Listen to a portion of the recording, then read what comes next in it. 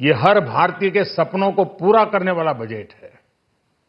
हमने कई सेक्टर्स युवाओं के लिए खोल दिए हैं। सामान्य नागरिक विकसित भारत के मिशन को ड्राइव करने वाला है। ये बजट एक फोर्स मल्टीप्लायर है। ये बजट सेविंग्स को बढ़ाएगा,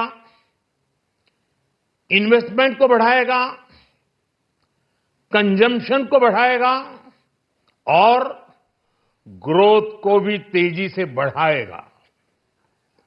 मैं वित्त मंत्री निर्मला सीतारमण जी और उनकी पूरी टीम को इस जनता जनार्दन का बजट, पीपल्स का बजट, इसके लिए बहुत बहुत बधाई देता हूं। साथियों, आमतौर पर बजट का फोकस इस बात पर रहता है कि सरकार का खजाना कैसे भरेगा, लेकिन ये बजट उससे बिल्कुल उल्टा है।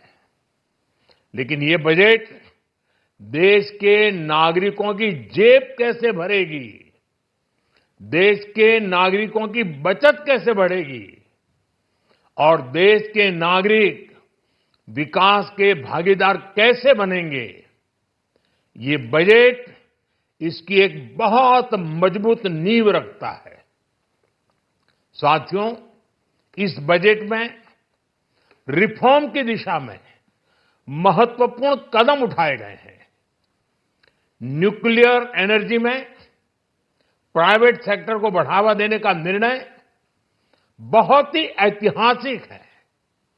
ये आने वाले समय में सिविल न्यूक्लियर एनर्जी का बड़ा योगदान देश के विकास में सुनिश्चित करेगा।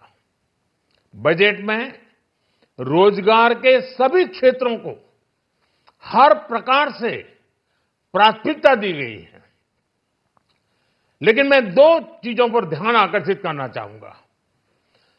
उन रिफॉर्म्स की मैं चर्चा करना चाहूंगा जो आने वाले समय में बहुत बड़ा परिवर्तन लाने वाले हैं।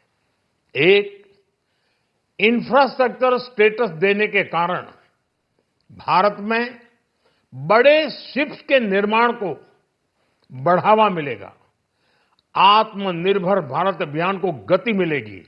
और हम सब जानते हैं कि शिप बिल्डिंग ये सर्वाधिक रोजगार देने वाला क्षेत्र है।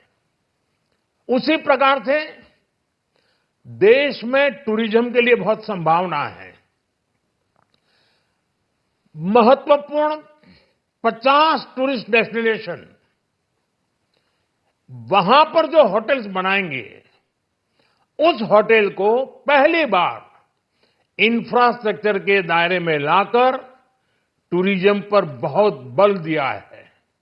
इससे हॉस्पिटैलिटी सेक्टर को, जो रोजगार का बहुत बड़ा क्षेत्र है, और टूरिज्म जो रोजगार का सबसे बड़ा क्षेत्र है, एक प्रकार से चारों तरफ रोजगार के अवसर पैदा करने वाला एक क्षेत्र को ऊर्जा देने वाला काम करेगा।